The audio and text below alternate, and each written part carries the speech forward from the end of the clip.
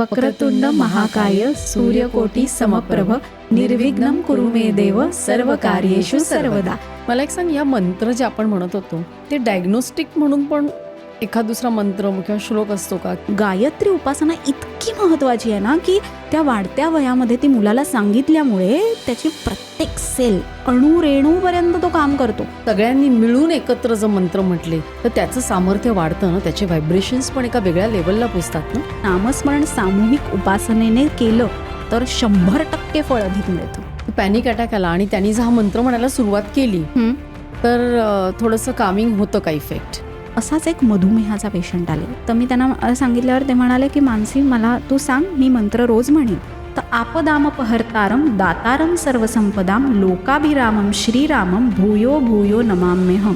Mark माय word, हे 100% फरक पडतोच यांनी. पंचमहाभूतांचा आणि त्याचा काय संबंध आहे? म्हणजे वात, कफ आणि पित्त. आपण म्हणतो की वात, पित्त, कफ जे मेन आहेत, तर मी त्यांना ब्रह्मा विष्णू महेश म्हणते. अच्छा, हे माहित नव्हतं मला. आज अनेक घरांमध्ये निगेटिव्ह व्हायब्रेशन्स असतात. सतत कोण ना कोणतरी आजारी पडतच असतं. म्हणजे एकाचा ताप झाला दुसऱ्याला आला, एकाचं डोकं दुखतं, एकाचं अंग दुखतंय, किंवा आपण म्हणतो जे प्रॉब्लेम्स येतात ते यांनी कमी होतात. एखादा आपल्याला रोग होऊ नये म्हणून आपण कुठला मंत्र म्हणू शकतो का? रोग होऊ नये म्हणून आपल्याला जर मंत्र म्हणायचा असेल तर सगळ्यात महत्त्वाचं आहे म्हणजे. नमस्कार, मी डॉक्टर मंजिरी पुराणिक. सर्व काहीमध्ये आपलं खूप खूप स्वागत आहे. आज आपल्याबरोबर आहेत डॉक्टर मानसी. वेदकाळापासून चालत आलेली मंत्रसाधना, त्याच्यातील गूढ अशी शक्ती आणि त्याचा शारीरिक आणि मानसिक आरोग्यावर होणारा परिणाम, यावर आम्ही खूप विस्तृत चर्चा केली. आपल्या रोजच्या धकाधकीच्या जीवनात मंत्रोपचार आणि नामजप कसा करावा आणि तो कसा समाविष्ट करावा यावर खूप सुंदर माहिती त्यांनी दिली. ज्यांना निरोगी आणि तंदुरुस्त राहायचं आहे त्यांनी हा एपिसोड अगदी शेवटपर्यंत बघा. आपल्या मित्रमैत्रिणींना शेअर करा, लाईक करा आणि सबस्क्राईब करायला विसरू नका. तर मग चला बघूया डॉक्टर मानसी आज आपल्याला काय सांगतायत.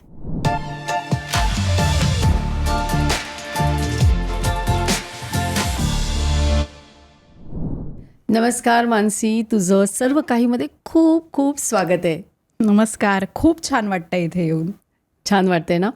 तर मला ना खूप दिवसापासून एक प्रश्न आहे की आजच्या आधुनिक युगामध्ये वैद्यकशास्त्र आणि विज्ञान यांनी खूप प्रगती केली आहे, पण प्राचीन काळामध्ये जर आपण बघितलं तर ऋषीमुनींनी मंत्र साधना दिली होती.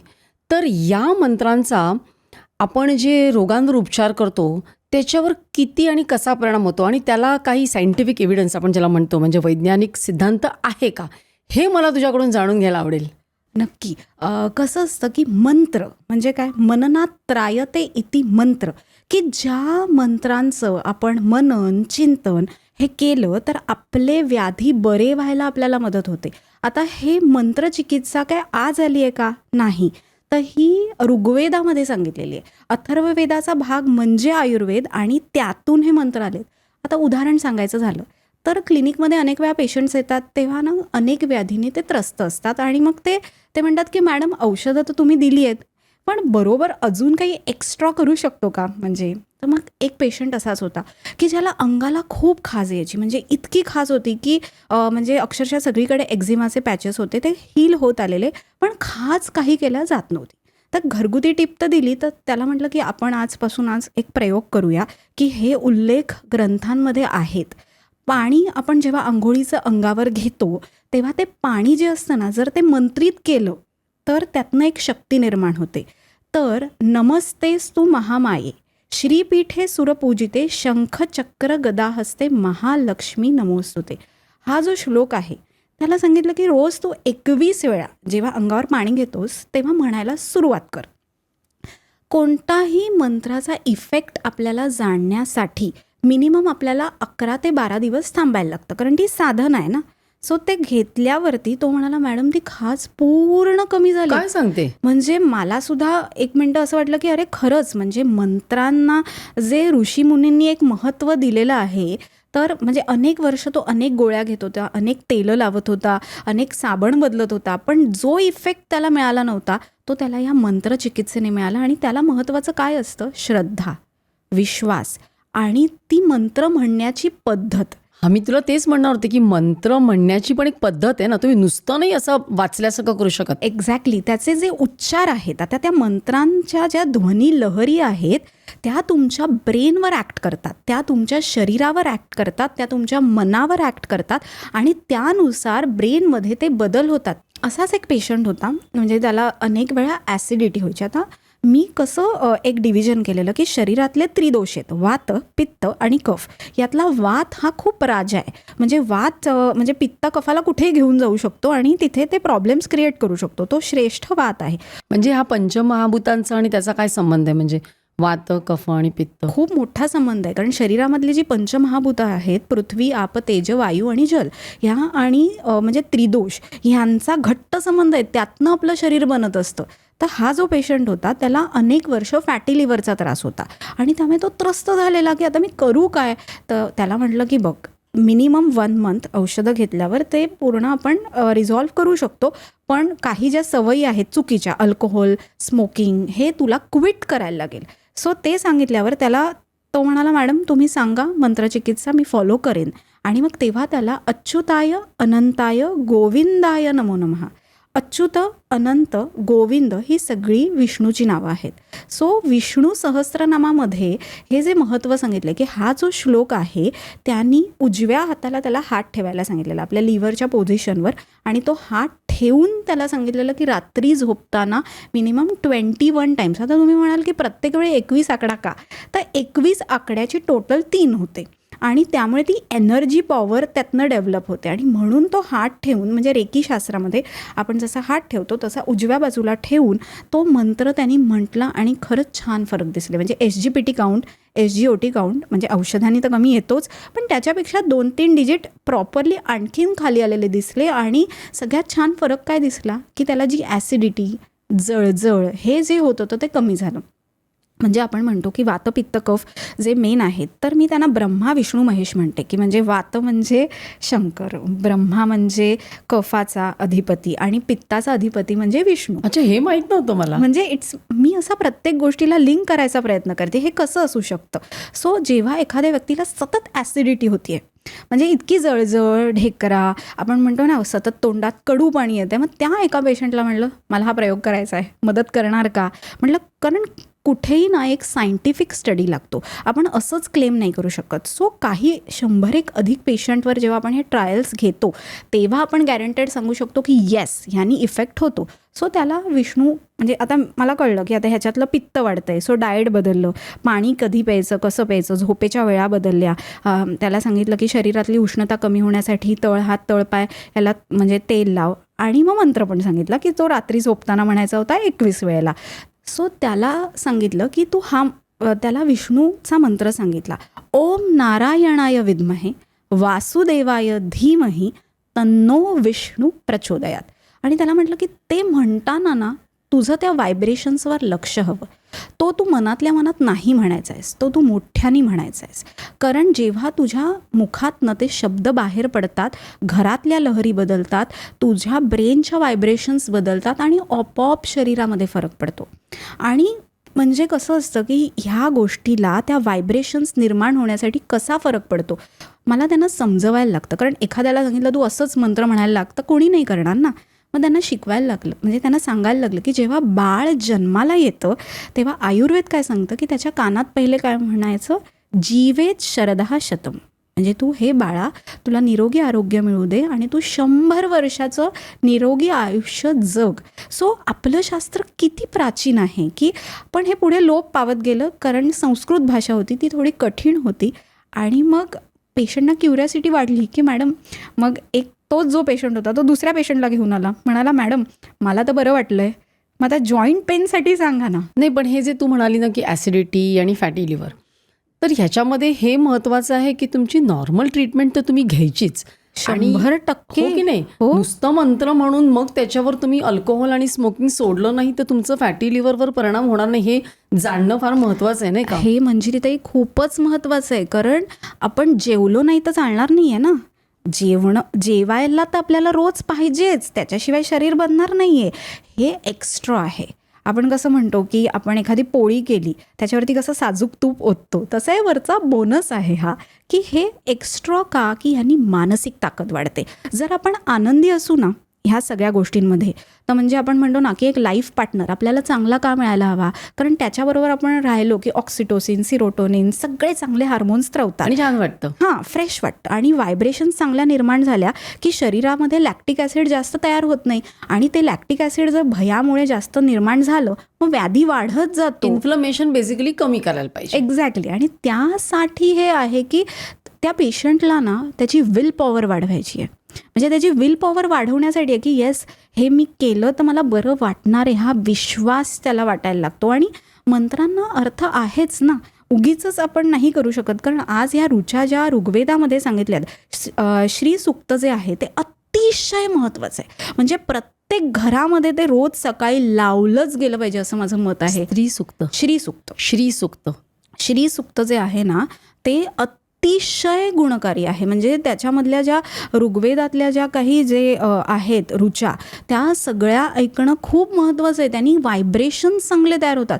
आपण जे म्हणतो की लोक विसरत चाललेत की त्या ऋचा ज्या आहेत, श्लोक जे आहेत ते घरातल्या लहरी पण बदलतात. आज अनेक घरांमध्ये निगेटिव्ह व्हायब्रेशन्स असतात. सतत कोण ना कोणतरी आजारी पडतच असतं. म्हणजे एकाचा ताप झाला दुसऱ्याला आला, एकाचं डोकं दुखतं, एकाचं अंग दुखतंय, किंवा आपण म्हणतो जे प्रॉब्लेम्स येतात ते यांनी कमी होतात.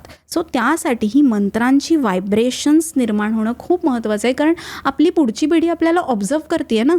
आज जर आपणच हे मंत्र विसरलो, हे लुप्त होत गेलं, तर आज अमेरिकेमध्ये मोठा स्टडी होतोय या सगळ्यावरती की हे मंत्र कसं काम करतं. पण हे भारतातलं ज्ञान आहे, ते भारतीयांनी पण टिकवायला हवं. आणि ह्याच्यासाठी अंधश्रद्धा नको आहे.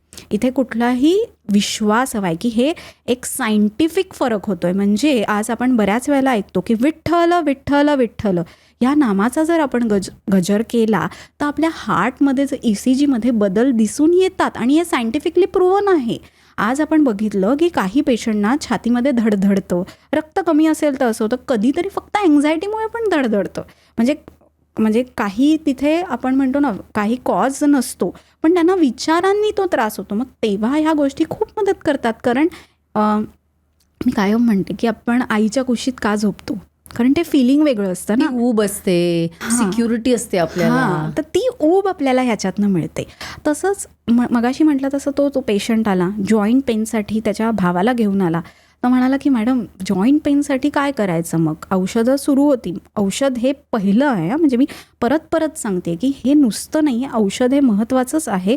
आणि तुम्ही वाटेल ते खाल्लत आणि म्हणालात की मॅडम आता मी मंत्र म्हणतो, मला बरं वाटलं, इट्स नॉट अलाउड. म्हणजे ते शक्यच नाही आहे. आहार सगळ्यात पहिले, त्याच्यानंतर तुम्ही जे काही खाताय ते, तुमची झोप, व्यायाम, ह्याच्यानंतर हे येतं आहे. It's a support. सो त्याला सांगितलं की आपला जो श्रीकृष्णाचा मंत्र आहे तो त्यांना म्हणायला सांगितला की ओम नमो भगवते वासुदेवाय, म्हणजे संपुट करायला सांगितलं. म्हणजे हा मंत्र त्याच्याबरोबर कृष्णाय वासुदेवाय हरये परमात्मने प्रणत क्लेशनाशाय गोविंदाय नमो नमः. म्हणजे इथे क्लेशनाश ना, म्हणजे कष्ट आपले कमी होतील. आता क्लेश म्हणजे काय, थोडक्यात वेदना. सो जॉईंट पेन कसं सगळी मेजर त्रास असतो. सो जॉईंट पेन होत असेल तर मी पेशंटना कसं सांगते की संपुट करायचं.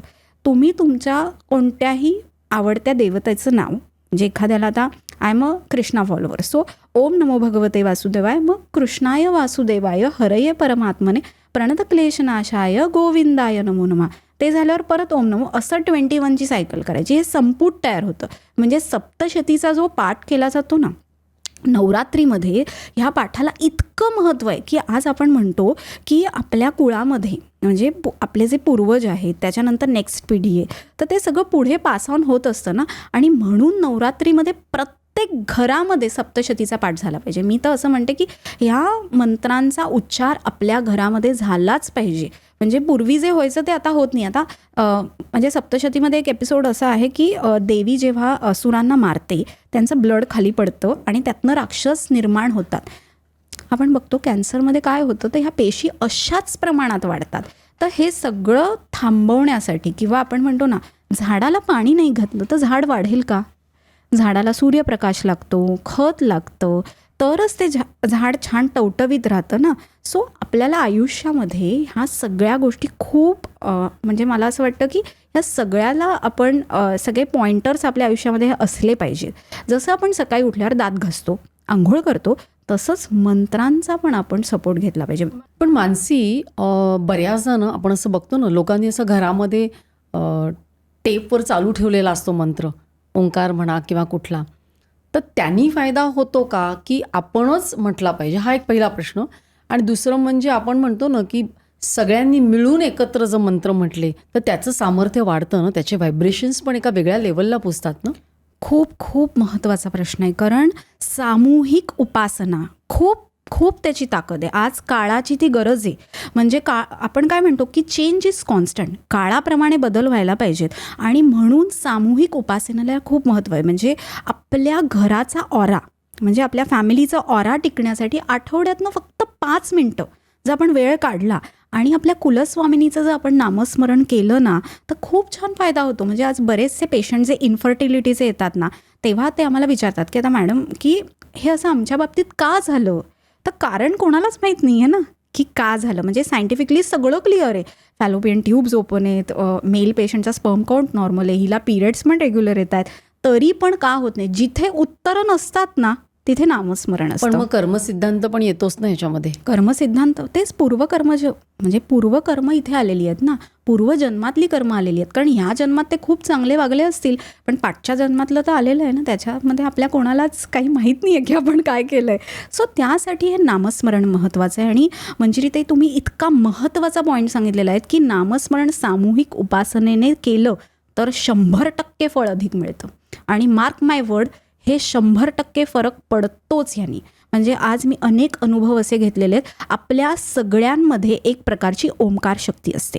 आज ही युनिव्हर्सल पॉवर कोणालाच दिसू शकत नाही ना. देव दिसतोय का? नाही. पण वी आर ब्रीदिंग. हवा दिसते का? नाही. बट स्टील आपण तो श्वास घेत असतो. हे सगळं परिमाणाने किंवा अनुमानाने आपण ओळखायचं असतं. तर त्यावेळेला हे सगळ्यात खूप महत्त्वाचं आहे की ह्या मंत्रांचे उच्चार नीट होतात का. त्यामुळे तुमचा जो पहिला प्रश्न होता की जर ऑडिओ ऐकलं तर चालेल का, तर ज्यांचे उच्चार चुकतायत काय करणार ना आपण. म्हणजे शिकवल्यावर पण जर ते म ला र झालं तर नाही चालणार आहे. मग त्याचा अर्थ बदलतो. त्यामुळे तो जो श्लोक आहे तो म्हणजे त्या शब्दांचा अर्थ बदलला नाही पाहिजे. म्हणजे पाय मोडला आहे ना आता, अहम म्हणजे तिथे म्हणजे ते म्हणताना तो अहम असं पूर्ण म्हणून नाही चालणार. किंवा वेलांटी म्हणजे नी दुसरी असेल तर तो नी वाढला पाहिजे. तर ते बरेच वेळा माहीत नसेल आणि तुम्हाला मग काय होतं, लोकांना स्ट्रेस येतो त्या गोष्टीचा. जर ते स्वतः शिकले तर फायदा लवकर अधिक असतो. पण तोपर्यंत घरामध्ये त्यांनी ऐकलं ना तरी आपल्याला देवानी हे जे सेन्सेस दिलेत ना, हिअरिंग आहे, टेस्टिंग आहे, बघणं आहे, हे अँझायटीच्या पेशंट्समध्ये खूप काम करतात. म्हणजे आत्ता आपला ऐकण्याचा विषय चालू आहे, तर काही पेशंटना खूप अँझायटी असते.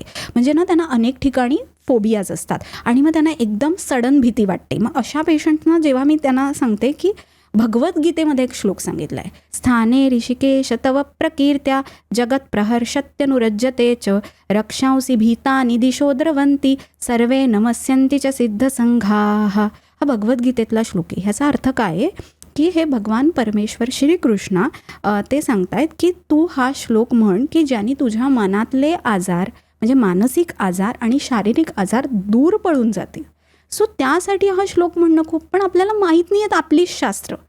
हा श्लोक जर आपण रेकॉर्ड करून ठेवला आपल्या आवाजात, एकदा आपण लूप करून आपल्याच आवाजातलं ऐकू शकतो. म्हणजे मोबाईलवर हल्ली लूप सिस्टीम करता येते ना आपल्याला 108 वेळा. सो आपण आपल्या खोलीत काम करतोय तेव्हा आपल्या आवाजातनं त्या व्हायब्रेशन म्हणजे आपण म्हटल्याचं पण फिलिंग येतं आणि ते पूर्ण होतं. पण मला एक सांग, एखाद्याला पॅनिक अटॅक आला, जसं तू आत्ता म्हणाली एन्झायटी, तर पॅनिक अटॅक आला आणि त्यांनी जर हा मंत्र म्हणायला सुरुवात केली तर थोडंसं कामिंग होतं का इफेक्ट? नक्की होतं. बघ, पहिले मी पेशंटना काय सांगते, असं कधीही वाटलं ना तर शांत बसायचं, थोडंसं पाणी प्यायचं. म्हणजे पाणी पिणं का महत्त्वाचं आहे, कारण जिभेला टच झाला ना, म्हणजे जीभ एक सेन्स बदलला, लगेच आजूबाजूला बघायला सांगते की पटकन बघा की कुठे आवाज येतोय, लांबचं काय दिसतंय, म्हणजे दुसरा सेन्स बदलला. तिसरा हिअरिंग सेन्स बदलण्यासाठी मनामध्ये तो मंत्र त्यांनी म्हटला. आणि आपण बघतो की ऑल इज वेल किंवा व्हॉट एव्हर एक वाक्य स्वतःचं तयार करून ठेवायचं. आय एम पीसफुल, मी छान आहे. आणि डीप ब्रिथिंग. लोक पाणीच पित नाहीत कधी किंवा श्वास पूर्ण घेत नाहीत भीती वाटल्यावर. जेव्हा भीती वाटते, अँझायटी येते, तेव्हा सगळ्यात पहिले महत्त्वाचं आहे की तुम्ही डीप ब्रिदिंग करा. बघा घडतंय का. म्हणजे एक किस्सा असा होता की एक मुलगा झोपलेला असतो, त्याला पटकन ए तुझा मुलगा बघ पाण्यात पडला विहिरीत. तो असाच उठून धावत सुटतो आणि बघायला जातो, विहिरीत उडी मारणार असतो. तेव्हा तो बाजूचा माणूस त्याला काय सांगतो, सगळ्यात पहिले बघ की तुला पोहता येतंय का, दुसरं बघ की तो मुलगा पाण्यात पडलाय का, आणि तिसरी गोष्ट अशी बघ की तुला मुलगा आहे का. कळलं. सो कधीही आपल्याला जेव्हा घाई असते ना, तेव्हा कधीच निर्णय नाही घ्यायचा. ऑलवेज तुम्ही हायपर एक्साईट होऊ नका. शांतपणे. आपल्या सगळ्यांमध्ये हे षड्रिपू आहेत, काम, क्रोध, मत्सर. म्हणजे हे षड्रिपूंना कंट्रोल करणं खूप कठीण असतं. म्हणजे संतांनाच ते शक्य असं मी म्हणू शकते. कारण आपण माणूस असल्यामुळे आपल्याला फिलिंग्स आहेत, प्रेम वाटतं, कधी राग येतो, रडायला येतं. पण हे महत्त्वाचं पण आहे. म्हणजे आता आपण मंत्रांविषयी बोलतोय म्हणून पूर्वी म्हणजे मी असं कायम म्हणायचे की मुलांना तुम्ही घरातल्या मूर्ख बावळट म्हणू नका. कारण आपली वाणी सांगतेस. कारण आपली जी वाणी आहे ना, ही महत्त्वाची आहे ना. आज आपल्या वाणीतले जे शब्द आहेत हे सुद्धा मंत्र आहेत. कारण आपण रोज तुम्ही घरामध्ये छान म्हणा ना. म्हणजे आता हे वाक्य कॉमन आहे की वास्तू तथास्तू म्हणते, हे कॉमन आहे. सो तुम्ही तुमच्या मुलांना मूर्ख बावळट म्हणालात तर इतर लोक पण म्हणतील ना. म्हणजे त्यांना पण कुठेतरी वाटायला लागेल ना. आणि आपल्याला कोणी म्हटलेलं आपल्याला आवडतं का. पण हे का झालं ह्याच्यावर पण मी विचार केला.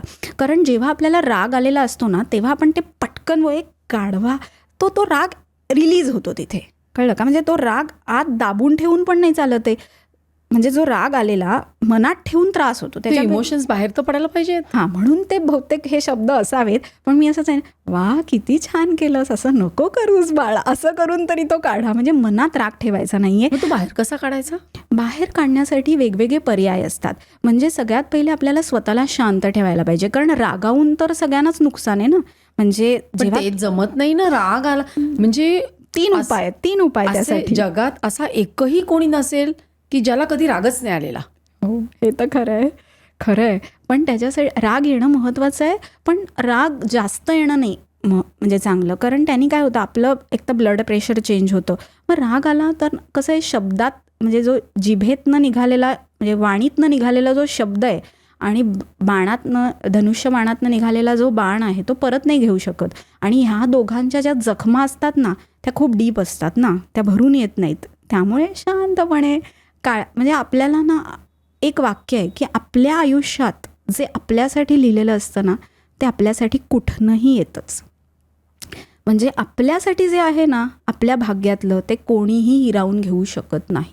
आपल्यावर विश्वास हवा. आणि ते जेव्हा वेळ येईल तेव्हा आणि तेवढंच येतं. एक्झॅक्टली. अगदी बरोबर आहे. म्हणजे त्याच्यासाठी आपण कष्ट घेणं महत्त्वाचं आहे आणि सातत्य आणि संयम. सो हे पेशंटशी आपण जेव्हा त्यांना हे मंत्रचिकित्सा समजवतो ना, तेव्हा तुम्ही म्हणालात तसं त्यांना त्यांच्या आवाजात मी माझ्यासमोर बसून रेकॉर्ड करून घेते की हे म्हणा, याचा लूप करा आणि ऐका आणि मग ते फरक बघा. असाच एक मधुमेहाचा पेशंट आलेला. अच्छा, डायबिटीस. मी तुला विचारणारच होते. कारण सध्या डायबिटीस आणि ब्लड प्रेशर मला असं वाटतं जवळजवळ 90% लोकांना 40 आणि आता तर आपण बघतो 30मध्ये पण हे व्हायला लागले. हो, कसं आहे, शुगर आपल्याला म्हणजे आपण म्हणतो की लहान मुलांना ना पहिले आपण खूप लाडू, खजूर म्हणजे पोषण होण्यासाठी ते आवश्यक आहे ना. पण आता क्वालिटी राहिली आहे का तेवढी? नाही ना. मग ती साखर कुठेतरी वाढत जाते. आणि मी कायम एक्झाम्पल काय देते, आपण लाडवाचा पाक करतो बघा तयार, तो कसा घट्ट असतो आणि मग त्याची गोळी होते, चिकट एकतारी पाक. हां, मग त्यामुळे काय होतं, जर तुम्ही विचार करा तुमच्या रक्तामधली साखर अशी वाढली तर काय होईल. असं रक्त होईल ना, मग कोलेस्ट्रॉल वाढेल, मग डोळ्यामध्ये ते पॅचेस येतील, पायामध्ये तो त्रास होईल. मग कशालाही ब्लड शुगर हवी आहे. ही काय येते, स्ट्रेस, जेनेटिक किंवा व्यायामाचा अभाव आणि चुकीची जीवनशैली, ह्या गोष्टींकडे लक्ष द्यायचं आहे. असेच आजोबा आलेले, त्यांना पण छान म्हणजे त्यांची शुगर कंट्रोलमध्ये आलेली आणि त्यांना इन्शुलिन चालू होतं ना, पण ते तयार नव्हते बंद करायला. म्हणजे मी त्यांना काय म्हटलं, अकॉर्डिंग टू युअर फिजिशियन तुम्ही ते चेंज करा. तर मी त्यांना सांगितल्यावर ते म्हणाले की मानसी मला तू सांग, मी मंत्र रोज म्हणेन. तर आपदामपहर्तारम दातारम सर्वसंपदाम लोकाभिरामम श्रीरामम भूयो भूयो नमाम्यहम. हा मंत्र त्यांनी म्हणायला सुरुवात केला. दिवसातनं 3 वेळा म्हणायचा होता, कारण शुगरचा परिणाम 3 वेळा दिसतो ना, फास्टिंग, पोस्ट लंच 2 वेळेचे. सो त्यांना सांगितलं की हा मंत्र 1 ग्लासभर पाणी घ्यायचं, अर्धा कप असेल तरी चालेल, त्याच्यावरती हात ठेवायचा आणि हा मंत्र 21 वेळा दिवसातनं 3 वेळा म्हणायचा आणि ते पाणी पिऊन टाकायचं, सगळ्यात महत्त्वाचं. तसं त्यांनी केलं. त्यांच्या डॉक्टरना जाऊन भेटले, रिपोर्ट्स दाखवले. इन्शुलिन तर डॉक्टरनी बंद केलंच, गोळी पण अर्धी गेली आणि त्यांनी मला येऊन सांगितलं की मानसी, माझ्या आयुष्यात खरंच बदल झाला. म्हणजे ते डॉक्टरांना भेटतात, दर 8 महिन्याला टेस्ट पण करतात, पण ते काय म्हणाले, ॲटलिस्ट मी आता थोडंसं काहीतरी कधीतरी गोड खायला मला मिळायला लागलं आहे. सो हा परिणाम असतो आपल्या व्हायब्रेशन्सचा. याच्यामध्ये 2 गोष्टी झाल्या. त्यांचा विश्वास, त्या डेडिकेशननी त्यांनी 45 दिवस सलग हे केलं. हा मोठा स्पॅन आहे. एखाद्या माणसाला 1 दिवस सांगितलं तरी त्याच्याकडनं नीट होणार नाही. 45 दिवस केलं, त्याच्यानंतर ब्लड टेस्ट केली. सो तो त्यांचं क्रेडिट आहे की त्यांनी ते केलं. नाही, पण हे म्हणजे ॲज अ डॉक्टर मी तुला विचारते की डायबिटीस हा एक कॉम्प्लेक्स व्याधी आहे, हो. बरोबर की नाही? हो. तर हे एका पेशंटमध्ये जर असं दिसलं आपल्याला तर आपण मान्य करू शकतो. पण हा असा तू काही स्टडी केलायस का की आता हा स्टडी चालू आहे, कारण आता लास्ट 6 मंथ्समध्ये माझा हा फर्स्ट पेशंट म्हणजे झालेला. त्याच्यानंतर आता जे 6 मंथ्समध्ये पुढे पेशंट वाढत आहेत त्या सगळ्यांची हिस्ट्री आणि रेकॉर्ड्स बरोबर ठेवलेले आहेत. प्रत्येकाच्या डिजिट्समध्ये फरक होतोय. म्हणजे आता 260 असेल तर 200 होतोय, असा बदल होतोय. म्हणजे जो कॉन्स्टंट एका जागची हलत नव्हती ना, HbA1c आता समजा 9 आहे, तर त्यामध्ये आम्हाला फरक दिसायला लागला. म्हणजे औषध घ्यायचंच आहे. मी परत सांगते की औषध घेऊनच आपल्याला सगळं करायचं आहे. आपण कसं कधी घरी आपल्याला जेवण झाल्यावरती असं वाटलं की आज जरा बडीशोप पण घ्यावी, एक्स्ट्रा पचन होईल, तर तसं हा इफेक्ट आहे. कारण ह्यांनी तुमची मानसिक शक्ती वाढते. म्हणजे आपली हार्मोन्स कारण ब्रेन हा सगळ्यात महत्त्वाचा आहे ना, की ब्रेनकडनं जर कुठेही ते सिग्नल्स गेले नाहीत. आज लिव्हरसारखा जो ऑर्गन आहे त्याच्याकडे दुर्लक्ष केलं जातं. म्हणजे लिव्हर खरं तर किती महत्त्वाचं आहे. त्यांनी ठरवलं की काम नाही करायचं, सगळ्या गोष्टी बिघडतात. पायाला सूज येते, चेहरा पफी दिसतो, वजन वाढायला लागतं. पण त्या लिव्हरकडे आपण दुर्लक्ष करतो. त्याच्या डिटॉक्सिफिकेशनसाठी आपण कुठे काळजी घेतोय. सो लोकांना असं वाटतं की ब्रेन आणि हार्ट सगळ्यात महत्त्वाचे आहेत, पण लिव्हरला पण प्रत्येक ऑर्गनच, मी म्हणेन आपलं प्रत्येक सेल आपली महत्त्वाची आहे. आणि मग त्यासाठी मंजिरीताई, अमेरिकेमध्ये असा स्टडी झालेला की तुमचं नामस्मरणाचा अभ्यास किती आहे. म्हणजे आपण जेव्हा एकदम शांत असतो ना, तेव्हा आपल्या शरीरातनं काही रेज बाहेर पडतात, अल्फा, बीटा, गॅमा आणि थीटा. आता जे थीटा रेज असतात ना, जेव्हा आपण एकदम डीप स्लीपमध्ये असतो ना, तेव्हा थीटा रेज बाहेर पडतात. सो त्या स्टडीमध्ये असं दिसलं की एखाद्या पेशंटनी त्याच्या रूममध्ये किंवा त्यांनी स्वतःनी ओमकाराचा नाद ऐकला. ओम हे मूळ आहे. म्हणजे it's a very powerful energy. म्हणजे त्याची शक्ती जी आहे ना, की तुम्ही ओमकार जरी ऐकलात ना, तर अँझायटी, डिप्रेशनच्या पेशंटना त्यातनं बाहेर यायला निश्चित मदत होते. आज इतका तो अमेरिकेमधला रिसर्च गाजला की त्यांनी म्हणजे सगळीकडे पब्लिकेशन्स झाले किंवा आज अनेक TV चॅनल्सवर पण हे दाखवलं गेलं. पण आपण आपल्या घरी ते किती वापरलं. म्हणजे आपण नुसतं बघायचं नाही आहे. माझं काय म्हणायचं आहे, एखादी गोष्ट चांगली असेल तर ती आचरणात पण आणायची. म्हणजे प्रॅक्टिस केल्याशिवाय आपल्याला किती फरक पडतो ते नाही कळणार ना आपल्याला. आता एखाद्याला जेवणामध्ये मीठ कमी लागतं, एखाद्याला जास्त लागतं. सो प्रत्येक गोष्ट प्रत्येकासाठी वेगळी आहे ना. आता मला समजा गुलाबी रंग आवडते, दुसऱ्याला पिवळा आवडेल. So it differs. सो आपण कुठेही म्हणजे प्रत्येक व्यक्ती तितक्या प्रकृती, जसं म्हणतो ना, की एखाद्याला पाणी आहे ते गरम करून प्यायला आवडतं, एखाद्याला साधं आवडतं, एखादा जिरं पाणीच पितो. So it differs with every person. So ती आपल्याला काळजी घ्यायला लागते की त्यांना ते नीट समजावणं हे खूप महत्त्वाचं असतं. की आता आज ओमकार म्हणताना तो ओमकार कसा म्हणायचा, ओम म्हणजे इथून असा येतो ना तो. हां, म्हणजे तो जो म म्हणतो ना, त्याचे व्हायब्रेशन, म्हणजे ओठ दोन्ही मिटून तो म आपला नीट क्लिअर असा ऐकायला यायला पाहिजे. म्हणजे खर्जातनं. म्हणजे आता थायरॉइड ग्लँड इथे असते ना, तिला व्हायब्रेशन्स मिळतात. त्या आज हार्मोनल इम्बॅलन्स किती आहे शरीरामध्ये. पूर्ण एंडोक्राईन जी आपली सिस्टीम आहे ती रिसेट होते षटचक्र आपली महत्त्वाची आहेत आणि सप्तचक्र म्हणजे महत्त्वाचं. तर त्या चक्रांमध्ये ही सगळी एनर्जी, प्रत्येक चक्र, मूलाधार चक्र असू दे, सहस्त्रार चक्र असू दे, ह्या सगळ्या चक्रांना चॅनलाइज करणं. घड्याळातले सेल गेले की कसे नवीन सेल टाकायला लागतात. So it is energy booster. ह्या मंत्रांमधल्या ज्या ध्वनी लहरी आहेत ना, त्या आपल्यावर काम करतात. आणि म्हणून आपण म्हणतो बघा ना, की घरामध्ये मोठमोठ्याने ओरडून भांडायचं नाही. म्हणजे तुम्ही शांतपणे घरात बोला. शांतपणे भांडा. कधीतरी जोरात भांडायला पण पाहिजे, त्याच्याशिवाय मजा नाही येणार. बट सतत सातत्याने ह्या गोष्टी घरात घडल्या ना, की मग ती निगेटिव्हिटी स्प्रेड होते. म्हणजे भांडताना मोठ्याने भांडणारे ऑब्व्हियस आहे ते, पण ते इमोशन्स आहेत ना, कुठेतरी त्यांना कंट्रोल, म्हणजे पूर्वीच्या वेळी साधू संत जे काय करायचे ना, म्हणजे त्यांना त्या ध्यानामध्ये ते जायचे ना. सो त्यांच्या म्हणजे त्यांच्या शरीरातनं ज्या रेज बाहेर पडायच्या ना, त्या खूप वेगळ्या होत्या. बघा ना, हातातलं पाणी घेऊन त्यांनी असं कोणाला स्प्रेड केलं मंत्र म्हणून, तरी त्या व्यक्तीला त्याचा इफेक्ट व्हायचा. किंवा आज सुश्रुत संहितेमध्ये असे उल्लेख आहेत की एखाद्या व्यक्तीला म्हणजे विषाचा काही परिणाम झाला तर कुठला मंत्र म्हणायचा. किंवा काश्यप संहिता जी आयुर्वेदातला खूप मोठा ग्रंथ आहे, त्याच्यामध्ये काय त्यांनी सांगितलं आहे की औषध जेव्हा आपण निर्माण करतो ना, म्हणजे आता आपण एखादं तूप बनवतोय तर ते किंवा खलामध्ये घेऊन औषध खलतोय, तर तेव्हा त्यांनी म्हणजे ह्या श्रीसूक्त हे लावायला सांगितले त्यावेळेला. म्हणजे 50% फरक औषधाने आणि 50% इफेक्ट ते श्रीसूक्त तिथे कुटताना लावल्यामुळे होतो. म्हणजे हे प्रत्येकाच्या बिलीफवर आहे की किती मानायच्या ह्या गोष्टी आणि कशा करायच्या. पण ज्यांचा विश्वास असतो ना, त्यांना फरक नक्की पडतो. पण मला अजून एक ह्याच्यामध्ये असं आवडलं मानसी, की तू काय करतेस ना, की हे आहे, हे पूर्वीपासून नॉलेज आहे, वेदांमध्ये लिहिलेलं आहे, पण तू ॲक्च्युली ते पेशंटना सांगतेस, त्यांचा रिझल्ट बघतेस आणि तू बऱ्यापैकी सायंटिफिकली स्टडी करतेस. नाहीतर ज्ञान तर होतंच ना, पण ते अशा पद्धतीने ज्याला आपण आता डबल ब्लाइंड स्टडी म्हणतो, ते जे तू करतेस आणि त्याला परत एक इन्व्हेस्टिगेशन्समध्ये या लेवल्स कमी झाल्या किंवा आता ब्रेनमधले EEG चेंजेस येतात. इन्व्हेस्टिगेशन का पाहिजे माहिती आहे का मंजिरीताई? कारण आता काळ वेगळा आहे ना, आपल्याकडे प्रूफ्स हवीत. आपण खोटे क्लेम नाही करायचे, जे खरं होतंय ते सांगायचं. एव्हिडन्स बेस्ड प्रत्यक्ष प्रमाण. आज आचार्यांनी ते ग्रंथ लिहिले म्हणून ते पुढच्या पिढीकडे गेले ना. मग काय माहिती, हे जे आत्ता आपण ज्ञान जमवतोय किंवा हे काही जो आपण स्टडी करतोय ह्याचा पुढच्या पिढीला फायदा होणार असेल. सो त्यासाठी हे कुठेही शास्त्र लुप्त होऊ नये म्हणून ह्याच्यावरती काम होणं महत्त्वाचं आहे. ह्याला दैव व्यपाश्रय चिकित्सा, ह्याला दैव व्यपाश्रय चिकित्सा असं म्हणतात. म्हणजे आयुर्वेदातलं हे एक अंग आहे की म्हणजे पूर्वापार. म्हणजे याचं उदाहरण सांगू का? सकाळी उठल्यावरती आपण काय म्हणतो, कराग्रे वसते लक्ष्मी, करमध्ये सरस्वती, करमूले तू गोविंद, प्रभाते करदर्शनम. का असं म्हटलंय की तुम्ही सकाळी उठल्यावर तुमच्या हाताकडे का बघा? कारण इथे गोविंद आणि इथे लक्ष्मी, म्हणजे गोविंद मनासाठी आणि लक्ष्मी घर कार्यासाठी. की म्हणजे पैसे कमवायला लागतातच ना, मग आपल्याला आपलंच रूप दिसतं, आपलं तेज. म्हणजे सकाळी मोस्टली पेशंटमध्ये जे डिप्रेस्ड असतात त्यांच्यामध्ये कॉर्टिझॉल हाय असतं.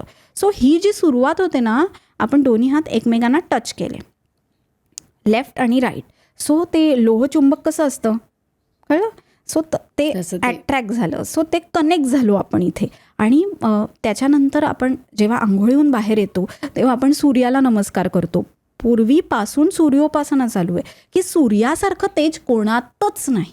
म्हणजे सूर्य म्हणजे त्याची जर उपासना केली ना, सूर्य देवतेची, खूप ताकद येतं. म्हणजे अर्घ्य जे पूर्वी द्यायचे आता होत नसेल, पण तुम्ही नमस्कार करा मनापासून. अर्ध्याचं काय गं महत्व? खूप महत्त्व असतं. म्हणजे आज गायत्री मंत्र साधना जी असते की मुंजीमध्ये मुलाला तो कानामध्ये मंत्र सांगितला जातो. गायत्री उपासना इतकी महत्त्वाची आहे ना की त्या वाढत्या वयामध्ये ती मुलाला सांगितल्यामुळे त्याची प्रत्येक सेल अणुरेणूपर्यंत तो काम करतो. ओम भूर्भुवस्वः तस्य विदुर्वरेण्यं भर्गो देवस्य धीमहि धियो यो नः प्रचोदयात्. जो मंत्र आहे तो इतका छान काम करतो त्या मुलांसाठी. फक्त मुंज झाल्यावरती आईवडिलांनी मुलांकडनं हे करून घ्यायला पाहिजे, तर हे पुढे टिकेल ना. आता काय होतं, मुलं विसरून जातात म्हणायला. जर बाबांनी केलं मुलाबरोबर तर हे होऊ शकतं ना की पुढच्या जनरेशनला दिसेल की ती साधना कशी करायची. आणि सूर्याला अर्घ्य देतो म्हणजे काय, ते त्याला जल अर्पण करायचं. त्यानिमित्ताने आपण त्याचं दर्शन घेतो आणि नमस्कार करतो, तेव्हा तो सूर्यप्रकाश आपल्या अंगावर पडतो. पूर्वी आपण असं म्हणायचो, पण काहीतरी बघा, विटॅमिन D3 जे असतं सूर्यप्रकाशातनं थोडं तरी मिळतं ना, ते त्यासाठी ह्या सगळ्या गोष्टी केलेल्या आहेत की त्यामुळे आपल्या स्किनमधनं लगेच एवढ्या अब्झॉर्ब होत नाही. पण एक आज आपण वेगवेगळ्या प्रकारचे रेडिएशन घेतो, मग हा एवढा फ्री ऑफ कॉस्ट आपल्याला मिळालेला आहे. लोक रात्री शतपावली घालायला जातात, तर मी त्यांना काय सांगते की तुम्ही ॲटलिस्ट सकाळी 15 मिनिटं कोवळा सूर्यप्रकाश घ्या. त्याच्यावरनं एक खूप मोठा स्टडी झालेला आहे ओके. स्टॅनफर्डला. त्याच्यामध्ये त्यांनी असं, मी एक पॉडकास्ट ऐकला होता की जे सूर्यप्रकाश असतो ना, कोवळा तू जो म्हणालीस, तो आपल्या डोळ्यावर पडला की रेटायनामधले जे रॉड्स अँड कोन्स असतात ते ॲक्टिवेट होतात आणि त्यांनी पूर्ण आपली एंडोक्राईन सिस्टीम रिसेट होते. त्यांचं असं म्हणणं आहे की 5 मिनिटं तुम्ही बघायचं, दिवसभर तुम्हाला एनर्जी राहते, तुमचं मेलॅटोनिन, तुमची थायरॉइड हॉर्मोन्स, सगळी हॉर्मोन्स सिक्रेट होतात. म्हणजे आपण जे पूर्वी म्हणायचं सूर्योपासना म्हणजे तेच झालं, पण आता ते सायंटिफिकली हे प्रूव्ह झालेलं आहे.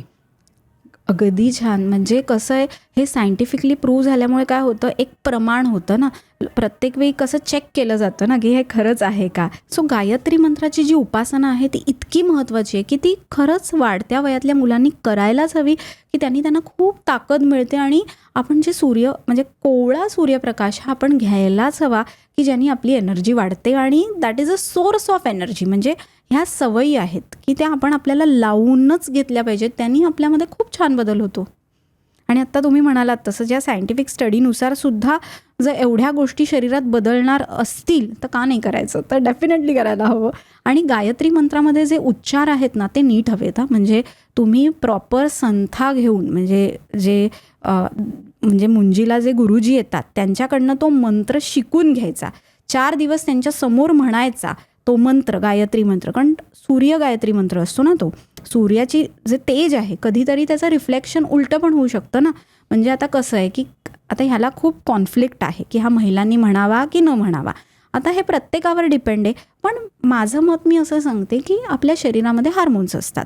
आता जेव्हा आपण हा सूर्य गायत्री मंत्र म्हणतो तेव्हा शरीरातली उष्णता वाढते आणि म्हणून मी जनरली सांगते की महिलांनी तो कमी म्हणावा, म्हणजे की ज्यांनी आपल्या हार्मोनल लेवल्स बदलणार नाहीत. पण it depends on every person. ज्याला आवड आहे त्यांनी जरूर म्हणावं. असं काही त्यांनी त्रास होतो असं अजिबात काही नाही. फक्त फेशियल हेअर येणं किंवा हनवटीच्या इथे केस येणं असे काही सिम्पटम्स दिसले तर ते थांबवायचं.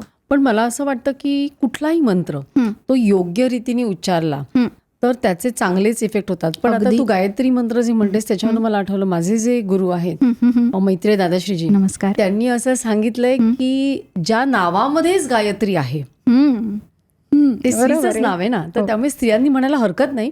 किती छान, खरंच आहे, मी पण ऐकलं नव्हतं. पण आता तुम्हाला एखाद्या विशिष्ट कार्यासाठी, एखाद्या विशिष्ट अनुसंधानासाठी आपण जर म्हटला तर मात्र तो गुरुच्या आधिपत्याखाली आपण शिकून म्हटला पाहिजे. अगदी बरोबर. पण आपण जर सूर्याला आदत येतोय, 11 वेळा 21 वेळा म्हणतोय तर तसं काही हरकत नाही, असं माझ्या गुरूंनी मला सांगितलं. अगदी बरोबर आहे. मी म्हटलं ना की ह्याच्यामध्ये मतमतांतर आहेत, त्यामुळे मला म्हणजे तुमच्या गुरूंनी जे सांगितलं ते अगदी पटलं की खरंच त्याच्यात गायत्री हे मुलीचंच नाव आहे. पण माझ्या गुरूंनी जेव्हा मला शिकवलं तेव्हा त्यांनी मला हे कारण सांगितलं की मानसी कदाचित तो हार्मोनल इम्बॅलन्स उष्णतेमुळे जाणवतो.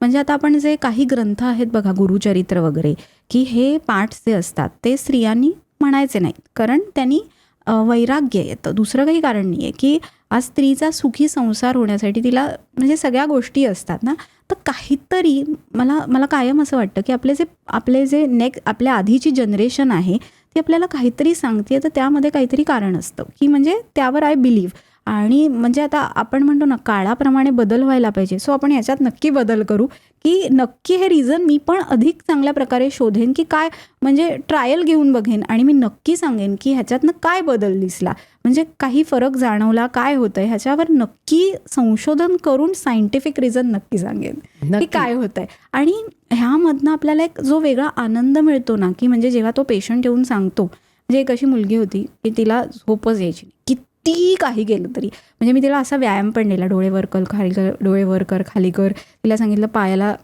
तेल चोळ किंवा तुझी एक जागा फिक्स ठेव, त्या जागेवरच झोप, त्याच वेळेला झोप, एकदम सायलेंट सॉन्ग लाव. काहीच होत नव्हतं. पोटात औषधं पण दिली. ती म्हणाली मॅडम मला 10 दिवस शांत झोप लागते, औषध बंद केलं की झोप येत नाही आहे. तर तिला मी म्हटलं की अगं थोडंसं तिला मी काउन्सिलिंग पण दिलं. म्हटलं तुझे मनातले विचार थांबत नाही आहेत का, ते एका पेपरवर लिहून काढ. मग तिला ते सांगितलं, या देवी सर्व भूतेषु निद्रारूपेण संस्थिता नमस्तस्यै नमस्तस्यै नमस्तस्यै नमो नमः. आता मी तिला म्हटलं की बघ, हा श्लोक म्हटल्यावर तुला काय फरक वाटतो, एका लूपमध्ये ते ऐक तू असं सतत शांतपणे. तर ती म्हणाली की मॅडम एका पहिल्या दिवशी झोप लगेच नाही लागली, पण लागली ती मला शांत लागली. म्हणजे तिने मला येऊन सांगितलं की मला 2 तास जी झोप लागली ती मला शांत लागली, माझा कॉन्फिडन्स वाढला. आणि नेक्स्ट 15 डेजमध्ये असा बदल दिसला की तिला त्यावेळेला तो मंत्र आठवायला लागायचा ब्रेनमध्ये आपोआप. आणि मग तिला आपोआप म्हणजे झोपायला आपण जावं अशी इच्छा निर्माण व्हायला लागली. आणि मग तिचं झोपेचं सायकल बदललं. आणि ह्यासाठी तिने व्यायाम ह्या सगळ्या गोष्टी केल्या. म्हणजे त्याचा एकत्रित परिणाम आला. म्हणजे आपण भाजी बनवतो तेव्हा त्याच्यात तेल घालतो, फोडणी देतो, भाज्या घालतो, त्या शिजवतो, तसा हा इफेक्ट आहे. म्हणजे नॉट सिंगल, पण खूप छान फरक ह्या सगळ्या गोष्टीने पडतो. आणि आपण मुलांना शुभं करोती कल्याणं ह्या सगळ्या ज्या गोष्टी आहेत त्या शिकवायला पाहिजेत. की तुम्ही संध्याकाळी देवाला दिवा तुपाचा का लावायचा, गाईच्या तुपाच्या, की त्या व्हायब्रेशन्स आहेत त्या दिव्यातल्या. आणि तेवढंच नाही, जेव्हा आपण ते शुभं करोती म्हणतो तेव्हा त्या दिव्याकडे बघायचं आहे, त्राटक झालं ना. म्हणजे एकात 2 फायदे असतात की आपण जेव्हा शुभं करोती म्हणतो तेव्हा आपण जर त्या दिव्याकडे बघितलं तर त्राटक होतं, म्हणजे शांतपणे ध्यान लागतं.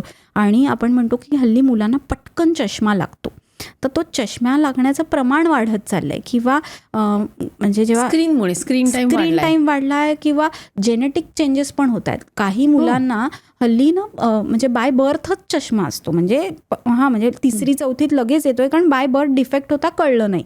सो मग हे गर्भिणी महिला ज्या आहेत त्यांनी काही विरुद्धांना सेवन केल्यामुळे पण हा त्रास होतो. म्हणजे आईच्यावरती मुलाचं हे सगळं अवलंबून असतं किंवा पूर्वजन्मकृतानीच्या म्हणजे पाठच्या जन्मातलं काहीतरी आहे म्हणून आहे. मग तेव्हा या मुलांनी जो सूर्याचा चक्षु मंत्र आहे, म्हणजे चक्षु स्तोत्र जे आहे ते आपल्याला कुठेही सर्च केलं तर दिसू शकतं. ते मोठं असतं, त्याच्यामध्ये ते इतकं सुंदर त्याचे रिझल्ट्स आहेत ना की तो नंबर कॉन्स्टंट राहतो, वाढत नाही. काही मुलांचे नंबर फटाफट वाढतात. म्हणजे त्यांना किती आपण डोळ्यांचे व्यायाम द्या, डाएटमध्ये आपण त्यांना कोथिंबीरीचा रस द्या, गाजर खायला द्या, तो स्क्रीन टाईम कमी होत नाही ना. म्हणजे ते ॲडिक्शन जे होतं ना, खरं तर मुलांना ते ॲडिक्शन का होतं, कारण ते बघितलं ना की त्यांना हॅपी वाटतं ना, डोपामिन रिलीज होतं. हां, एक्झॅक्टली. त्यामुळे त्यांना असं वाटतं मी हे सारखं सारखं हेच बघू का, त्यामुळे ते करतात. सो त्याच्यासाठी पालकांनी थोडा त्यांना वेळ दिला तर त्यांच्या त्या सवयी सुटतील. म्हणजे स्क्रीन टाईम थोडा वेळ द्यायला पण पाहिजे. नाही तर कसं आहे की त्यांना काही माहीत नाही असं पण नाही पाहिजे. ते टेक सॅव्ही पाहिजेत पण त्याचा साईड इफेक्ट आपल्या डोळ्यांवर व्हायला नको. त्याच्यासाठी हा चक्षु मंत्र खूप छान काम करतो. आणि विष्णू सहस्त्रनाम हे इतकं महत्त्वाचं आहे ना. म्हणजे मी मगाशी जसं म्हटलं की श्री सूक्त जे आहे, जसं ते घरी ऐकायला हवं तसं विष्णू सहस्त्रनाम पण ऐकायला हवं. 1000 नावं आहेत विष्णूची. आणि असं त्याच्यामध्ये लिहिलेलं आहे की जर तुम्ही हे रोज ऐकलत तर तुमचे सगळे व्याधी शमन होतात. म्हणजे आपल्याला प्रिव्हेन्शन पण आहे. म्हणजे हा स्टडी आहे, आज अनेक लोकांचे अनुभव आहेत. आपण जर विष्णू सहस्त्रनाम असं ऐकलं ना, आपल्या आयुष्यात बदल झालेले आपल्याला स्वतःला दिसून येतात. म्हणजे मी स्वतः विष्णू सहस्त्रनाम ऐकते आणि मला स्वतःला त्याचे खूप छान फरक दिसतो. म्हणजे लावून ठेवायचं, मी लावून ठेवते. म्हणजे आता if I am working in kitchen, माझं काही काम चालू आहे, ते व्हायब्रेशन्स फूडमध्ये पण जातात ना. म्हणजे आपण जे जेवण बनवतोय तेव्हा जर आपण हे ऐकलं तर ते व्हायब्रेशन्स त्या अन्नावर काम करतात. आपण म्हणतो ती माशी येऊन बसली तर तिला हाकलतो ना, पण हे ज्या ध्वनी लहरी तयार होतात ह्यांचा इफेक्ट जसा शरीरावर होतो तसा अन्नावर पण होतो. आज आयुर्वेदामध्ये एक छोटीशी अशी गोष्ट सांगितली आहे की जेव्हा आपण औषध बनवतो बघा मंजिरीताई, तेव्हा आपण ते एक झाड म्हणजे त्याच्यामध्ये पण एक प्राण आहे ना, कारण ते वाढतं आहे ना, मग तेव्हा पण मंत्र सांगितला आहे की ते झाड जेव्हा ती वनस्पती आपण तोडतोय औषध बनवण्यासाठी, त्याला पण आपण नमन करतोय की मी तुला तोडतोय, तुझ्यातलं सत्व घालवू नकोस, तुझी एनर्जी घेऊन तू माझ्याकडे. सी हाऊ आपलं शास्त्र किती छान आहे, त्याला रिस्पेक्ट दिलाय, घेऊन तोडलं नाही आहे. जोडणं कठीण आहे, तोडणं सोपं आहे, त्यामुळे जोडायला शिकायला हवं. सो हे इतकं छान सांगितलं आहे की तुम्ही औषध घेताना श्लोक म्हणून घ्यायचं आहे, नामस्मरण करत औषध घ्यायचं आहे की त्याचा इफेक्ट आपल्याला खूप छान येतो.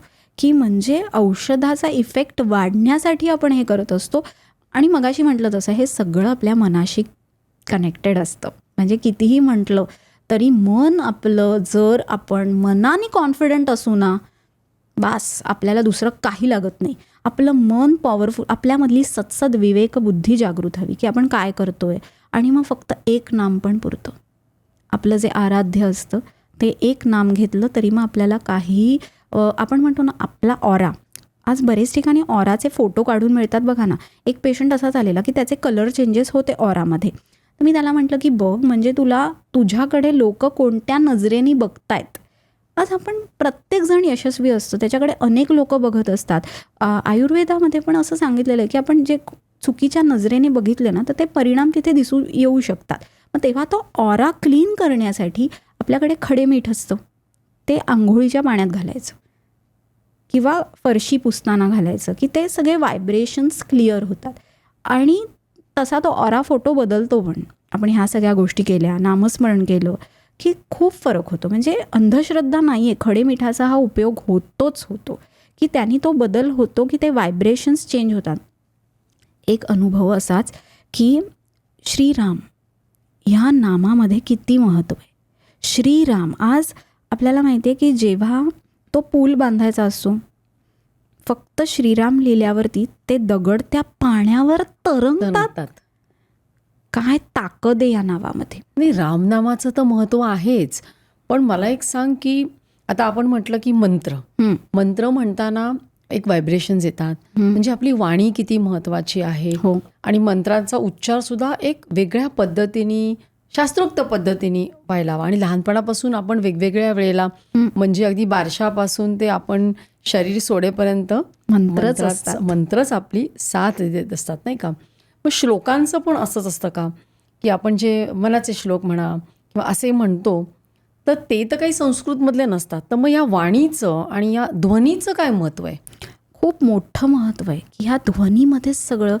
आवाजाचे प्रकार बघा, ओरडून बोलणं, सॉफ्टली बोलणं, कसे ते आवाजातले बदल जे होतात ना, आपला टोन मॅटर्स.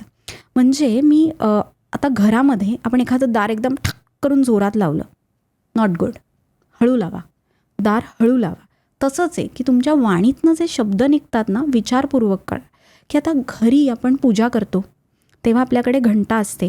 तो घंटानाद जो असतो ना, कॉर्टिझॉलवर इफेक्ट करतो, तुमच्या ब्रेनवर इफेक्ट करतो, तुमचं आज्ञात चक्र ॲक्टिव्ह करतो. म्हणजे म्हणून पूर्वापार बघा ना आपण, आणि ती बेल रिंग करण्याची पण पद्धत आहे, क्लॉकवाईज, नॉट अँटी क्लॉकवाईज. म्हणजे टिंग टिंग टिंग टिंग टिंग टिंग टिंग म्हणजे पॉझिटिव्ह. आता आपण ताम्हण कधी ओवाळताना बघा ना, आपण उजवी असं वळवतो ना, सो ती बेल अशी वळवून नाही चालणार आहे, ती अशीच आली पाहिजे. म्हणजे निगेटिव्ह टू पॉझिटिव्ह. सो पॉझिटिव्हिटीकडे जाण्यासाठी हा नाद असतो. आणि हा घंटानाद अतिशय महत्त्वाचा आहे. आपल्या घरामध्ये घंटानाद व्हायला, शंखनाद किती त्याचं महत्त्व आहे. शंखामधनं जो नाद येतो ना, खूप आणि शंख वाजवणं खूप महत्त्वाचं आहे. जर तुम्हाला शंख वाजवता येत नसेल तर तुम्ही तो जरूर शिकून घ्या. आणि त्या शंखामध्ये पाणी ठेवायचं, ते प्यायचं आणि मग शंख वाजवायचा. का माहिती आहे? त्यातनं आपल्याला त्यातनं आपल्याला कॅल्शियम इंटेक पण मिळतो ना, कारण तो त्याचा एक मोठा सोर्स आहे. सो त्यातलं ते पाणी प्राशन करायचं आणि मग तो शंख वाजवायचा. पण मी का शंख वाजवते माहिती आहे का? म्हणजे आपली लंग कपॅसिटी वाढते, त्यासाठीच हार्टचं पंपिंग. अगदी म्हणजे ह्या एक शारीरिक आरोग्यावर फार महत्वाचं आहे ना, की तुम्ही जेव्हा शंख हे करता तेव्हा तुमची टोटल लंग कपॅसिटी पण वाढते ना. 100% हाच महत्वाचा भाग आहे. आणि त्याचा जो ध्वनी येतो ना, म्हणजे आपण दोन्ही गोष्टी बघतोय की आज जेव्हा तोंडातनं आपण ती हवा सोडतो आणि तो ध्वनी लहरी ज्या त्या शंखातनं बाहेर पडतात ना, त्यांनी आपल्याला एक, तुम्ही ऑब्झर्व करा, शांत वाटतं. म्हणजे एकदम आपण एनर्जी, आपण जी असते ना आपली, ध्यानात जाऊन ती एनर्जी बूस्ट होते आपली. शंख कधी कधी वाजवला जायचा कोणत्याही चांगल्या कार्यक्रमाच्या आधी, युद्धाच्या आधी, कारण त्यांनी त्या रेस तयार होतात, ते रेस तसे तिथे जनरेट होतात. किंवा आता आपण टाळ्या वाजवतो, एनर्जी गेन होते ह्याच्यातनं. करोनाच्या वेळेला नाद फार प्रसिद्ध होता. आता घुंगरू आहेत, त्याचा जो नाद असतो त्यांनी पण खूप फरक पडतो. म्हणजे ठक ठक त्याचा जो घुंगरूंचा नाद. आणि आता बासरी वाजली कधी, बासरी कशी आहे, पाईप. सो त्या पाईपमधनं तसंच आपल्या शरीरात आहेत ना सगळ्या वेन्स, आणि आपला विंडपाईप आहे, सगळे पाईप्सच आहेत आपले. तर ते क्लीन होण्यासाठी बासरीचा नाद, जी सुमधुर बासरी आहे, ॲक्टिव्ह होतो आपण. म्हणजे एकदा तरी आपण हा नाद ऐकायलाच पाहिजे. किंवा आपण म्हणतो ना शिट्टी वाजवणं, म्हणजे मला नीट एवढी नाही छान वाजवता येत, नाही, पण चांगली वाजवलीस. पण शिट्टी आहे ना ती वाजवणं इतकं महत्वाचं आहे. कधीही तुम्हाला डिप्रेस वाटत असेल, शिट्टी वाजवा ना 1 मिनिट, ऑक्सिटोसिन स्त्रवतं, म्हणजे हक आपण केल्याचं असं- फिलिंग येतं. हा, म्हणजे असं कोणीतरी असं एकदम असं पण आहे ना, आनंदी असलं की असं शिट्टी वाजवतात आणि शिट्टीवर गाणं आपोआप वाजवतात. होतं ना हो. ते, आपोआप होतं नॅचरली. तर हे आपल्या शरीरातनं आलेले हे भाव असतात. आणि टाळ्यांचं एक म्हणजे ते अजून एक महत्व आहे की आपण ज्या पुढे हात करून अशा टाळ्या वाजवल्या ना, ते ब्लड सर्क्युलेशन तुम्ही असं कंटिन्युअस जेव्हा आपण आरती करतो बघा ना, तेव्हा आपण टाळ्या वाजवतो बघा. म्हणून पूर्वी आरतीत प्रत्येक आपण, घरात हो. रोज टाळ्या वाजवल्या जायच्या की म्हणजे रोज ती एनर्जी गेन व्हायची, की म्हणजे ब्लड सर्क्युलेशन पण ह्यानी सुधारतं. म्हणजे शारीरिक फायदा असा होतो. आणि दुसरी महत्त्वाची गोष्ट म्हणजे हे साऊंड्स जे असतात ना, हे आपल्या मनाशी खूप निगडीत आहेत. आवाज, ओळखीचा आवाज आपल्याला बरं नाही आहे तर आपण आपल्याला आईने किंवा कोणी येऊन म्हटलं ना, बाळा कशी आहेस, फोनवरनं पण तो आपण आवाज ओळखतो ना, की आपल्याला सांगायला नाही लागत की मी म्हणजे हा ध्वनी लहरी, हा प्रेमाच्या लहरी यांचा आपल्यावर खूप परिणाम होतो. आपल्या आश्वस्त जे आपले विश्वासातले लोक आहेत त्यांनी आपल्याला सांगितलं, हो 100% हे तुझं बरोबर आहे, तुला जमणार आहे, जा तू करून ये. विश्वास डबल वाढतो. सो ह्या ध्वनी लहरींना खूप महत्त्व आहे. ह्या लहरी ज्या आहेत ना, या सगळीकडे जर पसरल्या, पॉझिटिव्ह व्हायब्रेशन्स तयार झाले तर मग रोगशमन पटकन होतं आणि आपली पॉवर त्यातनं आपोआप वाढत जाते. म्हणजे बांगड्यांचा नाद असू दे, आपण तबला पेटी जे आहेत ते कसे आहेत, तबला कसा आहे, पोकळ आहे आतनं, तो नाद कसा येतो, भरीव येतो का, किंवा आज आपण हार्टबीट्स ऐकतो ते पण साऊंडच आहेत ना, की त्याच्यातनं आपल्याला कळतं ना की आता हा तो ठेवला की आपल्याला हां, की आता कफ आहे का नाही आहे, किंवा हार्टबीट्समध्ये कुठे काही क्लॉट आहे का काय, तर तो तिकडे आपल्याला तो बीट थोडा कमी ऐकायला येतो, किंवा मरमर ऐकायला येणं हे सुद्धा त्याच्याशी रिलेटेड आहे. किंवा पोटामध्ये जेव्हा आपण लिव्हर टॅप करणं किंवा तिथे आपण पर्कशन करून बघतो ते आवाज आहेत. किंवा खोकल्याचे विझिंग साऊंड तो तर किती ऐकायला येतो. बाजूला पेशंट बसल्यावर त्याच्या श्वासाचा जो आवाज आपल्याला ऐकायला येतोय, येस काहीतरी लंग्स त्याच्यावरनं कळतं ना, न्यूमोनिया झालाय, प्लुरल इफ्युजन झालंय, नक्कीच कळतं. किती महत्त्वाचे हे ध्वनी आहेत की जे आपल्या आयुष्यामध्ये खूप बदल घडवत असतात. आणि मला असं वाटतं की आपल्या आईचा जो आवाज असतो ते जे बाळ असतं ना पोटात म्हणजे आईच्या, तेव्हा ते ओळखत असतं. आणि म्हणून जन्माला आल्यावर जेव्हा आई त्याला पटकन हां कसा आहे, रडणारं बाळ पण थांबतं. आणि म्हणून जेव्हा गर्भिणी परिचर्या असते तेव्हा आपण गर्भिणी स्त्रियांना सांगतो की तुम्ही पोटावरती हात ठेवून नामस्मरण करा, किंवा जे म्हणायचं आहे ते तुम्ही रोज म्हणा, की तो तुमचा शब्द, तो तुमचा आवाज बाळाने ओळखला पाहिजे. आणि म्हणून ते अंगाई गीत असतं की ते म्हणजे आपण जे गाणं म्हणून दाखवतो लिंबोणीच्या झाडामागे, तर त्यातले ते सूर असतात ना, त्या सुरांनी आपण झोपतो. म्हणजे आपल्याला पेंग येते आपोआप. किंवा एखादं गाणं खूप छान असेल तर आपल्याला पटकन वाटतं ना, वाव वाव मस्त आहे, आपण लगेच, किंवा एखादं सॅड गाणं असेल तर मग आपण त्या मूडमध्ये जातो. सो या ध्वनीचा खूप खूप मॅटर.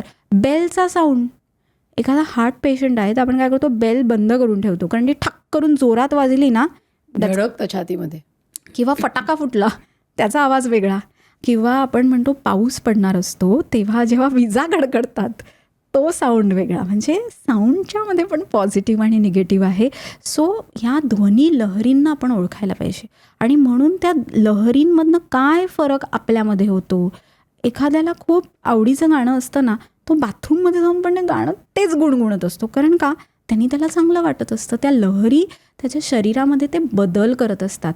एखाद्या पेशंटला असं होतं की त्याला ना शरीराला सुरकुत्या खूप पडायच्या, म्हणजे चेहऱ्यावरती सुरकुत्या यायच्या. म्हणजे खरी तर ती 40s मधलीच महिला होती. इस्ट्रोजन लेवल्समध्ये चेंज होता आणि म्हणूनच ते होतं. मी तिला सांगितलेलं, ती मला तरी म्हणाली की मी काय करू. सो तिला म्हटलं तुझ्या आवडीचं गाणं रोज ऐक. आणि चेहऱ्याचे एक्सरसाइज सांगितले की पाणी रोज तोंडात असं फिरव आणि अप्पर साईडने मसाज दे, आणि वाटीमध्ये थोडंसं दूध घेऊन दुधाने मसाज कर, आणि रोज हे कर, आणि जे आवडतंय ते गाणं तू रोज हे करत म्हण. ती म्हणाली की खरंच बदल होतोय स्किनमध्ये. काय होतं, लोक ना अंगाला तेल पण लावायला विसरतात. म्हणजे सोप्या गोष्टी असतात ना, की ड्रायनेस असतो, मसल स्टिफनेस असतो, आठवड्यातनं एकदा अभ्यंग केलं तर काय हरकत आहे, ब्लड सर्क्युलेशन वाढतं. आणि हे अभ्यंग करत असताना जर नामस्मरण केलं, सगळ्यात चांगलं ना ते. मला एक सांग, या मंत्र जे आपण म्हणत होतो तर ते डायग्नोस्टिक म्हणून पण एखाद दुसरा मंत्र किंवा श्लोक असतो का, की आपल्या त्याच्यामुळे शरीरात काय चाललंय ते आपल्याला कळतं. की किंवा एखादा आपल्याला रोग होऊ नये हं. म्हणून आपण कुठला मंत्र म्हणू शकतो का? रोग होऊ नये म्हणून आपल्याला जर मंत्र म्हणायचा असेल तर सगळ्यात महत्त्वाचं आहे म्हणजे रामरक्षा. कारण त्याच्यामध्ये प्रत्येक शिरोमेरा गवप्पातू भालम दशरथात्मजा म्हणजे प्रत्येक अवयवाचं रामाने माझ्या रक्षण करू असं म्हटलेलं आहे. म्हणजे ह्याच्यासारखं प्रिव्हेन्शनच नाही की रामरक्षा रोज ऐकण्यापेक्षाही म्हणणं. हार्डली 15 मिनटं लागतात रामरक्षा म्हणायला. जर ती तुम्ही म्हटलीत ना खरंच त्यातनं आपल्याला खूप बदल होतो. आणि मगाशी जो श्लोक सांगितला अच्युताय अनंताय गोविंदाय नमो नमः, अच्युताय अनंताय गोविंदाय नमो नमः किंवा स्थाने ऋषिकेश तव प्रकीर्त्या जगत प्रहर्षत्यनुरज्यते च रक्षांसी भीतानि दिशो द्रवंती सर्वे नमस्यन्ति च सिद्धसंघा. या 3 गोष्टी करणं महत्त्वाचं आहे. आता एखाद्याला विस्मरण आहे, प्रणम्य शिरसा देवम गौरीपुत्रं विनायकं भक्तावासं स्मरे नित्यम आयुः कामार्थसिद्धये. म्हणजे हे जे गणपती स्तोत्र आहे, गणपती ही बुद्धीची देवता आहे. म्हणजे विस्मरण म्हणजे डिमेन्शियासाठी नाही, नॉट मग? फॉर डिमेन्शिया, पण आपण म्हणतो ना बुद्धी एकाग्र होणं. हल्ली काय होतं 40s मध्ये पण लोक काय म्हणतात विसरलो म्हणजे काय पटकन ते नाव आठवत नाही. म्हणजे फर्स्ट स्टेज जी आपण म्हणतो ना, तर पहिल्यापासूनच आपण जर हे सगळे प्रयत्न केले तर पुढे जाऊन ते ब्रेनमध्ये चेंजेस होणारच नाहीत ना. म्हणजे आपलं ग्रे मॅटर, व्हाईट मॅटर किंवा न्यूरॉन्स ह्या सगळ्यांवर जर आपण ह्या ओंकार साधनेने जर आपण होल्ड मिळवला की नुसता ओम जरी म्हटला तरी तो फरक पडतोच. आणि हे सायंटिफिकली प्रूव्ह झालेलं आहे की तो ओम म्हणणं किती महत्त्वाचं आहे. की तुम्ही बाकी सगळं विसरलात तरी चालेल पण ओम म्हणणं सोडू नका. की सगळ्या आणि मुद्राशास्त्र किती विकसित झालेलं आहे. आज आपले सूर्यनमस्कार आहेत किंवा आपला रोजचा व्यायाम आहे, आपलं जे डाएट आहे, आपला जो आहार आहे षड्रसात्मक, हे सगळ्याबरोबर हेही तुम्ही रोज एकदा 10 मिनटं करा.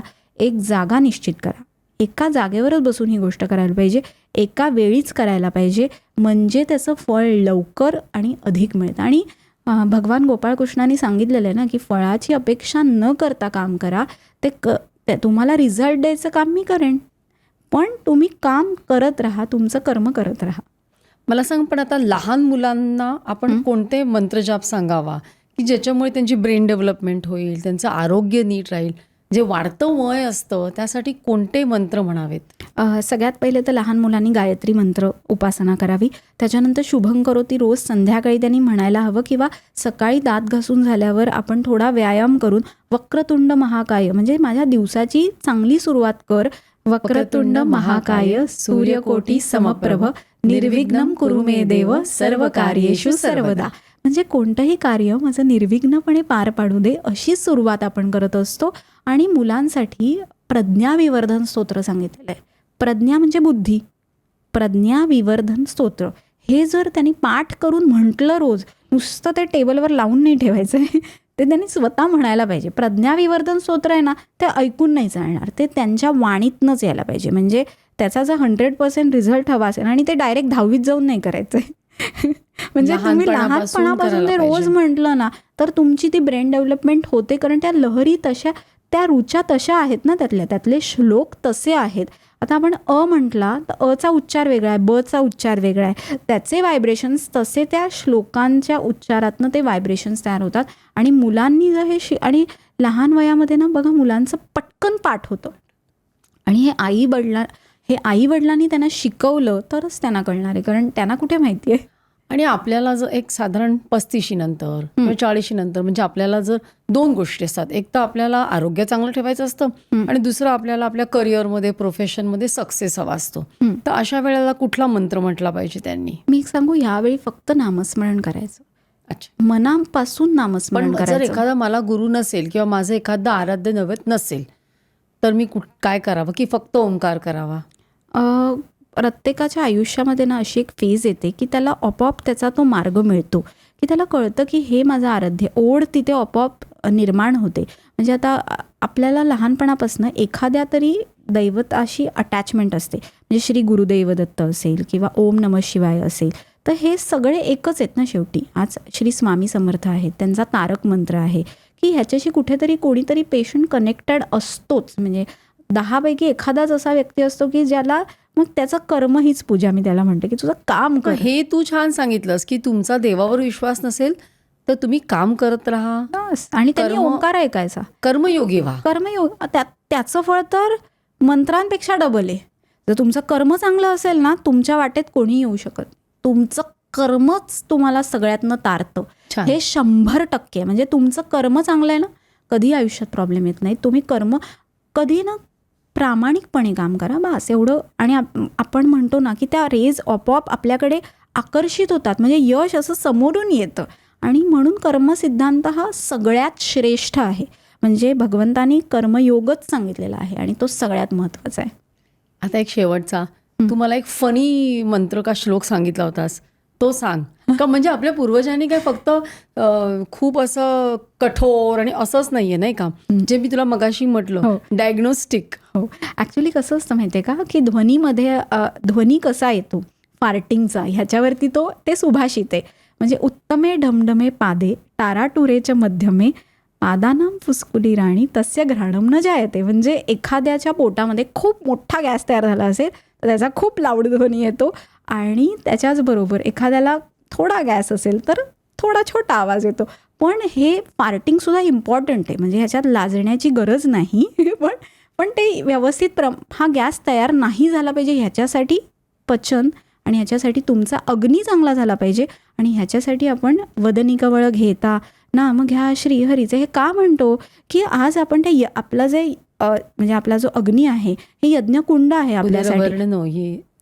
भरण नोहे जाणी जे यज्ञ कर्म. वदनी कवळ घेता नाम घ्या श्रीहरीचे सहज हवन होते नाम घेता हरीचे.